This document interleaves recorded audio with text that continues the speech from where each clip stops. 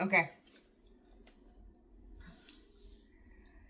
The second key that I work on using or being every day is humility. Okay? It's not easy to stand out from the crowd. It's not easy to be that oddball. But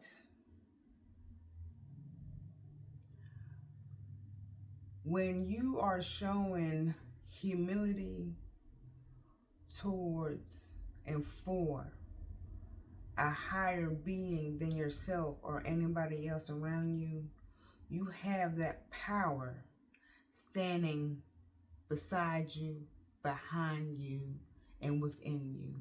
So it doesn't matter what anybody else says, think, or do, because you are always will be protected.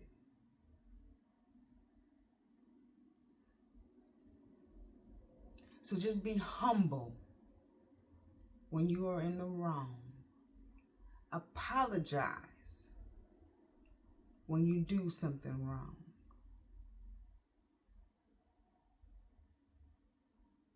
And I tell you this, when I started to change and be anew, it wasn't easy for me to be humble.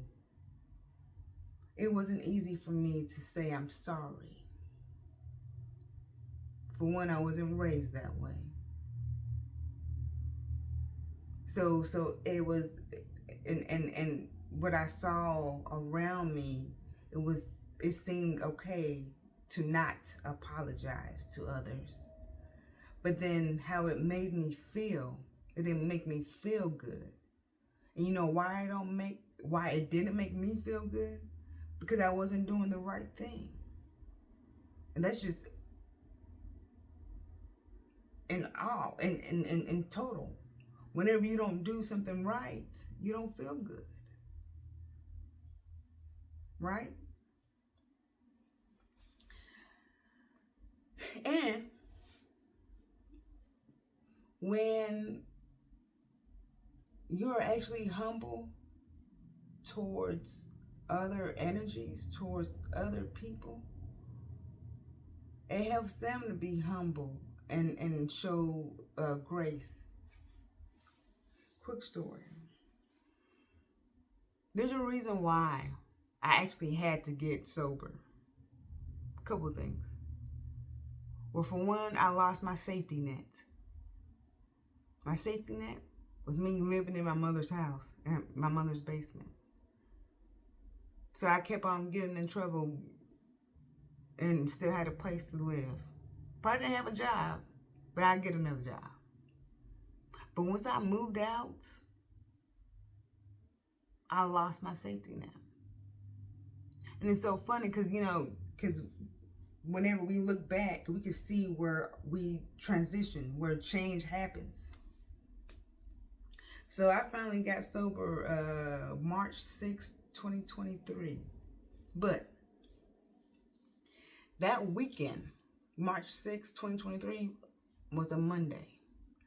That whole weekend, I went on a binge. I was drinking. And I had a little Bluetooth and played it loud every day that whole weekend for 3 days. Never turned it down. The shit was turned up all the way up. So that following Monday,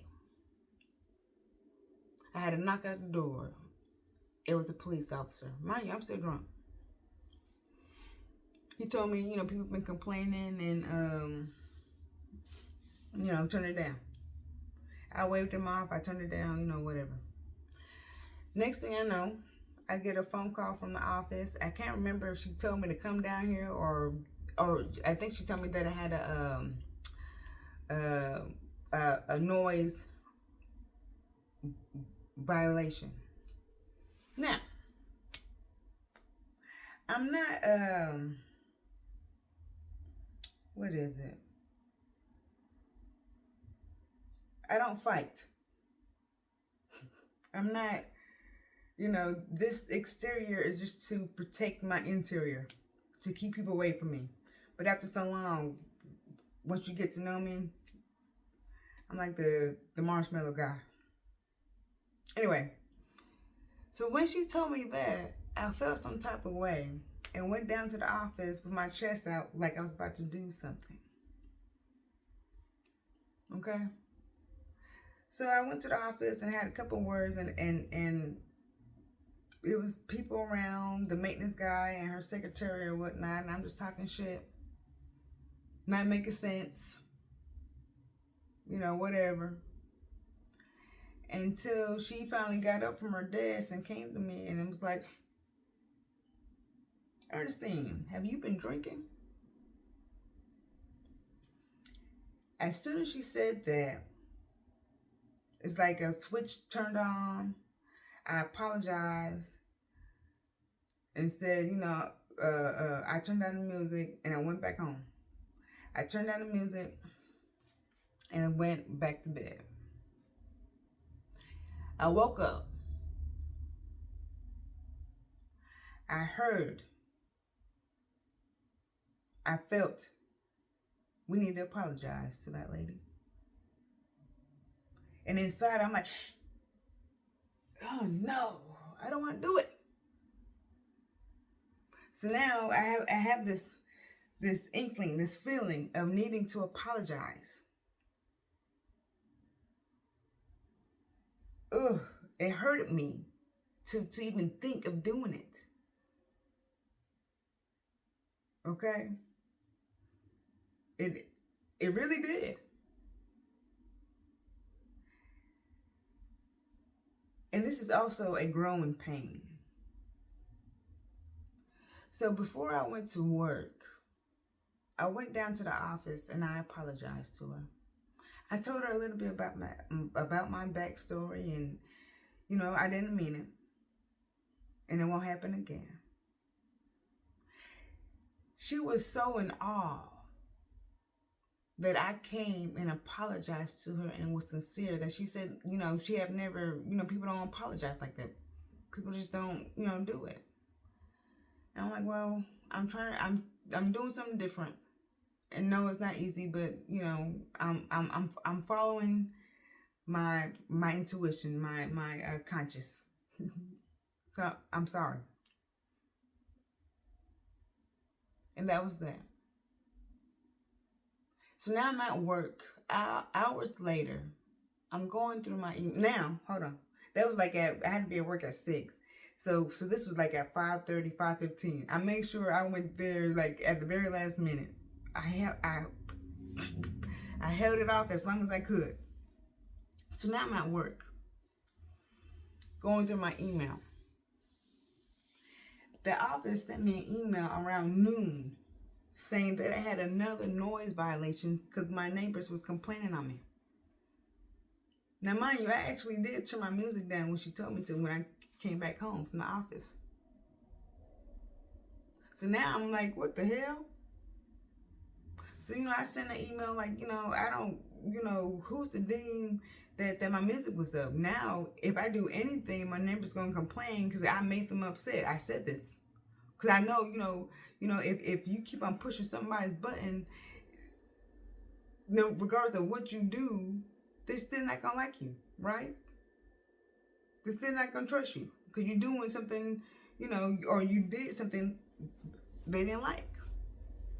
So I wrote this email, who's the thing, I turned it down, and who's to say whatever.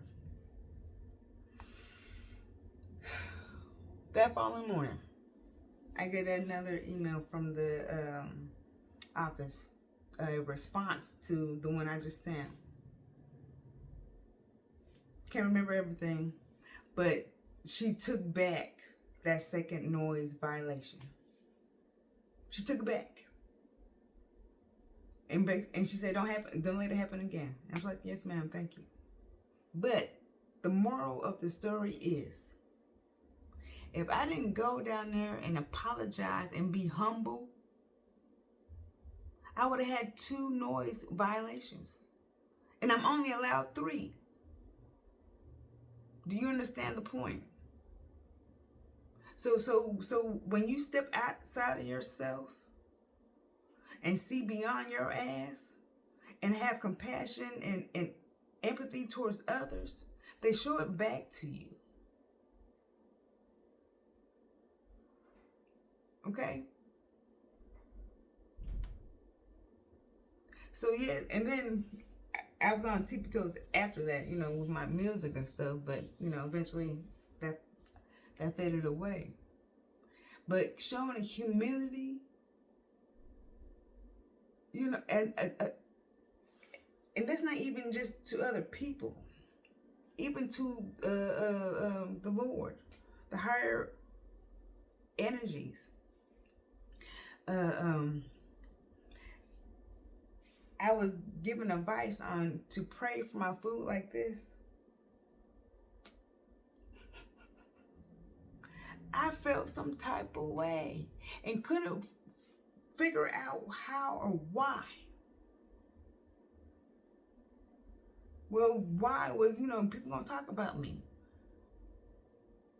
But they talk about me regardless of what. If I hold my hands like this during my meals, so it don't matter, right? So I avoided it. I avoided eating in the lunchroom. I was eating outside in the cold. To the point it got too cold, I had to eat in the lunchroom. And I heard, and I'm gonna admit it, but I talk to myself. I have conversations in here. You do too. And I answer back. So myself is like, it's too cold to go outside and eat today. I said, I know it. You don't have to eat in here. I know it. You gonna pray? Yes, I'm gonna pray.